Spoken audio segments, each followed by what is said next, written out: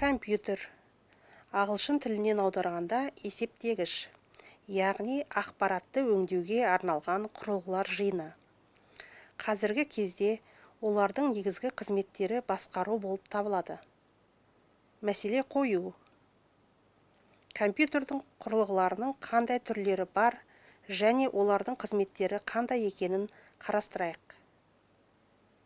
Компьютердің құрылғылары екі түрге бөлінеді. Негізгі құрылғылар олар монитор, жүйелік блок, перне тақта.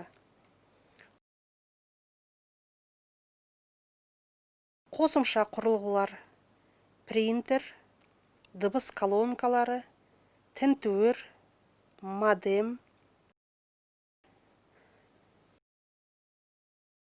Жүйелік блок енгізуді шығаруға айналдыру үшін қажет болатын өңдеуші құралдар орналасатын компьютердің негізгі бөлігі.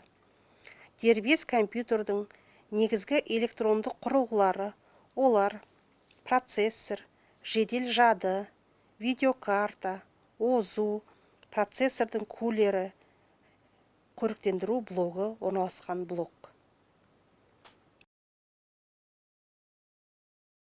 Монитор немесе дисплей. Мәтіндік және сызбалық ақпаратты бейнелеуге пайдаланушы компьютер арасындағы ақпараттық байланысты қамтамасыз етуге арналады. Мониторлар электронды сәулелі түтікшелі және сұйық кристалды дисплейлі, түрлі түсті және монохромды болады. Бір-бірінен көлемі жағынан ерекшеленеді. Әдетте кинескоп немесе матрица диагоналі 9-42 дюйм немесе 23-106 сантиметр болады. Перне тақта. Компьютерге ақпарат енгізу және оның жұмысын басқару үшін пайдаланылады. Перне тақта пайдаланушылардың компьютерге әріптік, сандық ақпаратты енгізудің негізгі тәсілі болып келеді. Тышқан немесе тінтуір. Өзін тегіс бетке қозғалтқанда бейне беттегі жүгіргіні, яғни курсорды жылжытатын шағын манипулятор.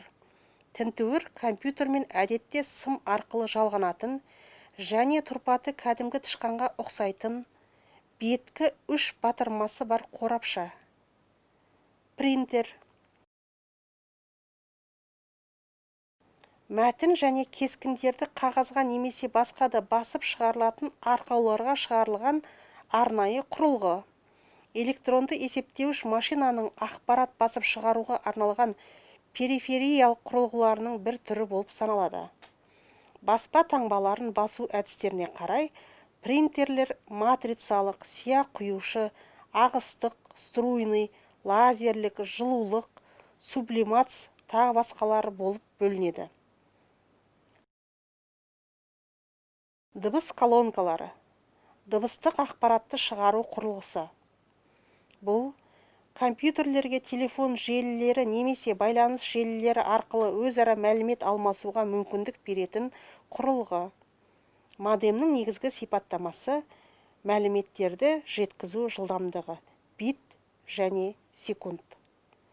Қазіргі таңда көп тарағандары стандартты диал-ап модемдері килобайт секунд, яғни 56 секундқа дейін, DCL модемдер 120 килобит секундқа дейін және кабельдік жолдарға арналған модемдер 30 килобит секундқа дейін.